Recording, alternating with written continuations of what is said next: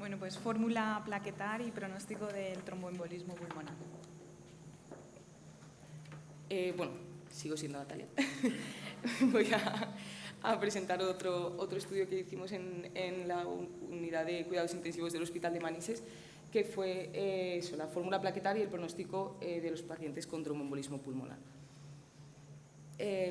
Bueno, el tromboembolismo pulmonar, sabemos que para estratificar el pronóstico hay escalas como la PESI, que nos clasifica el riesgo de muerte y la posible evolución de los efectos adversos de los pacientes con un TEP confirmado. La escala PESI tiene un total de 11 variables, no voy a leerlas todas, ¿no? Pero clasifica el riesgo de mortalidad a los 30 días. Y nos ayuda a elegir qué pacientes se benefician de un tratamiento más intensivo o un tratamiento ambulatorio. Otra de los marcadores que se utilizan para estratificar el pronóstico de los pacientes EPOC son marcadores clínicos, marcadores de disfunción ventricular derecha y marcadores de daño miocárdico. Esto clasifica a los pacientes según la presencia de estos o no en un riesgo de mortalidad intrahospitalaria alto cuando más de un 15%, cuando se presentan los 3 marcadores de riesgo, indicando esto la necesidad de un tratamiento más intensivo. Por la otra parte, el volumen plaquetar medio es un biomarcador que indica el tamaño, la función y la actividad plaquetaria. Un aumento del volumen plaquetar medio indica la presencia de plaquetas más jóvenes por un aumento de la trombogénesis. Estas plaquetas más grandes, con un volumen plaquetar medio elevado, tienen más gránulos, son más proclives a adherirse y agregarse al colágeno, generan más tromboxano y presentan más receptores para glicoproteínas, por lo que tienen mayor propensión a producir trombosis. El volumen plaquetar medio es una medición muy sencilla que se observa en el hemograma que pedimos a prácticamente todos nuestros pacientes en la UCI. Estudios previos, ¿no?, de los últimos años han objetivado que el volumen plaquetar medio es un biomarcador de procesos inflamatorios, trombóticos y de daño endotelial, que hay una asociación entre el aumento del volumen plaquetar medio con factores de riesgo cardiovascular, siendo un marcador de mal pronóstico en pacientes con enfermedad cardiovascular, que estos pacientes tienen más riesgo de sufrir eventos vasculares cerebrales isquémicos y con ello un riesgo independiente de generar isquemia o muerte.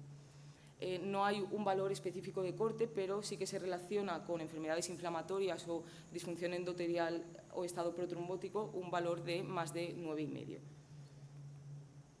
El objetivo del estudio fue comparar el volumen plaquetar medio de los pacientes que sobrevivían a los 30 días de ingreso por TEP con los pacientes fallecidos en este mismo periodo.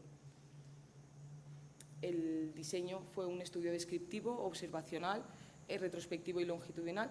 La población fue en el Hospital de Manises, pacientes ingresados entre el 2013 y 2019 en la UCI con diagnóstico de tromboembolismo pulmonar, pacientes ingresados entre el 2017 y 2019 en la sala de hospitalización con el diagnóstico de tromboembolismo pulmonar, y los años 2020 a 2022 se descartaron por la alta prevalencia de pacientes COVID que tenían un componente protrombótico y esto podía distorsionar los resultados. El tamaño muestral fue de 37 pacientes en UCI y 37 pacientes en la planta. Bueno, estas fueron las variables analizadas y como resultados tuvimos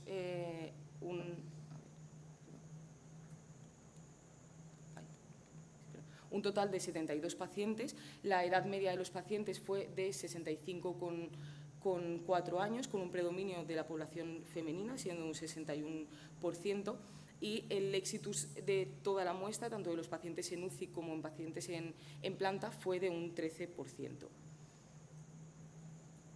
En esta tabla relacionado, ¿no?, el volumen plaquetar medio con los supervivientes o fallecidos de la muestra, siendo en supervivientes un volumen plaquetar medio de más o menos 9,2 y en fallecidos de 10. Y analizamos la curva ROC, que nos sirve para determinar la exactitud diagnóstica de los test que utilizan escalas continuas y determinar el punto de corte en el que se alcanza mayor sensibilidad y especificidad. y bueno, pudimos ver que el valor umbral que nos indica un mal pronóstico está en torno a 10, teniendo una sensibilidad del 70% y una especificidad del 74%. Entonces, como conclusiones, pudimos ver que los pacientes con diagnóstico de TEP supervivientes a los 30 días de ingreso presentaron un volumen plaquetar medio menor respecto a los pacientes que fueron éxitos, con un nivel de confianza del 93%, no se pudo alcanzar la significación estadística, ¿no? Y que la curva ROC correspondiente con el valor umbral que indica mal pronóstico del valor del volumen plaquetar medio está en torno a 10. Y como discusión, el volumen plaquetar medio podemos ver que está aumentado en los pacientes con TEP grave como consecuencia de ese consumo y reemplazo de las plaquetas característico de los procesos trombogénicos, y que además estas plaquetas con un volumen plaquetar medio aumentado tienen más capacidad trombogénica. Y bueno, que el factor es un factor independiente de mal pronóstico y mortalidad precoz en la enfermedad tromboembólica venosa.